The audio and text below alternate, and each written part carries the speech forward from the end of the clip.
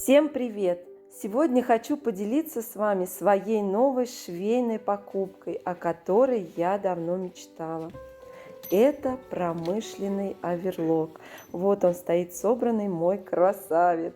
Конечно, это не такая глобальная мечта, которая неосуществима, но когда у тебя 4 детей, приоритеты расставляются не в пользу еще одного оверлока.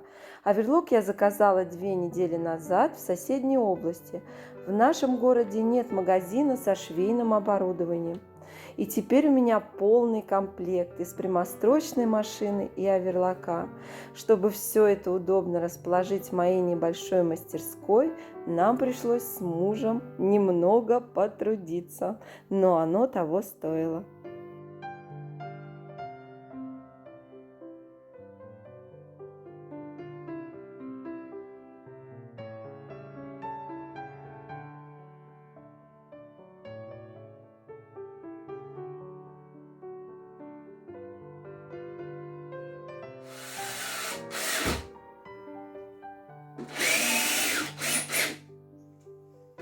Машину собрали вчера, и из-за них нам приходится переделывать все в мастерской.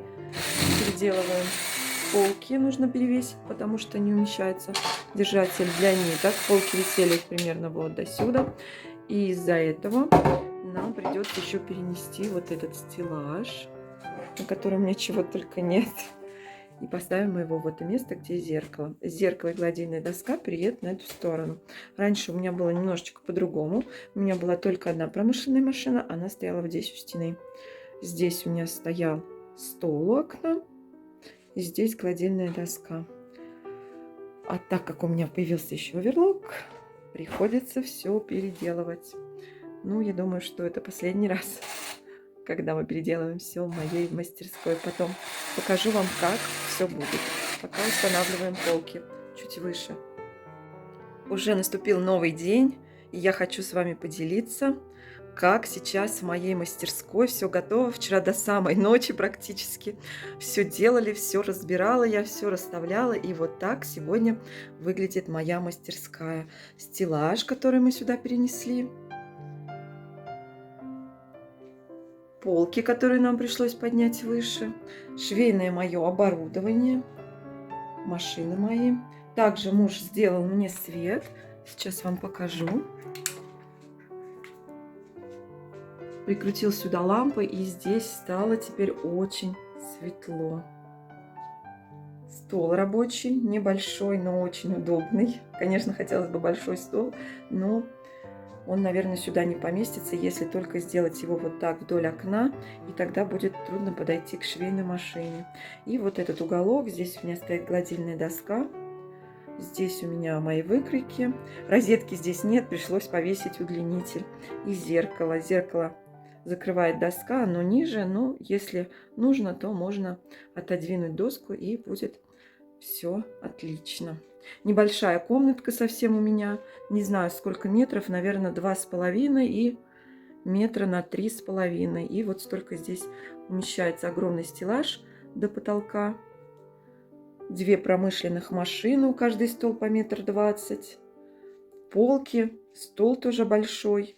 Ну, не самый маленький и не самый большой. Тоже, наверное, где-то 1,20 м он. И большая гладильная доска. Доска, кстати, сделанная своими руками. Основание у нее от маленькой доски. Вот оно. Ножки тоже. Муж вырезал по моим размерам ДСП. Я его обтянула фольгой, чтобы ДСП это не размокло. И проклеила скотчем фольгированным. Вот эту вот штуку, фольгу, я приклеила. И также вот проложила стеганую ткань, у меня осталась от покрывала, которое я обрезала свое на кровать, и сшила чехольчик. И доска у меня теперь большая, а основание доски было покупное, маленькое. Брали мы все эти ненужные железки сбоку для утюга, так как я ими не пользуюсь. И вот такой результат. Уже год я пользуюсь, прекрасно себя чувствует. И очень мне нравится. Чехол я постоянно стираю, он на резинке, но все планирую сшить новый чехол, и никак руки не доходят. Все остальные принадлежности для глажения у меня находятся вот здесь. Журнальчики мои, клей, масло, краски. Все для моего творчества. Сейчас буду пробовать настраивать свой оверлок.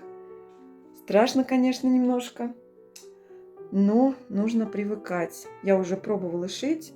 Конечно, машина танк. Старый оверлок у меня стоит на окне. Не знаю, куда его пока деть. Это Жанаме, и проработала я на нем 14 лет. В хорошем он состоянии, но уже, конечно, не справляется с современными тканями. Пропускает, что не скажешь вот о такой технике. Будем сейчас заливать масло временное и все настраивать. Ну а я вам желаю всем прекрасного дня, отличного настроения. Пусть у вас все получится. А я приступаю к работе.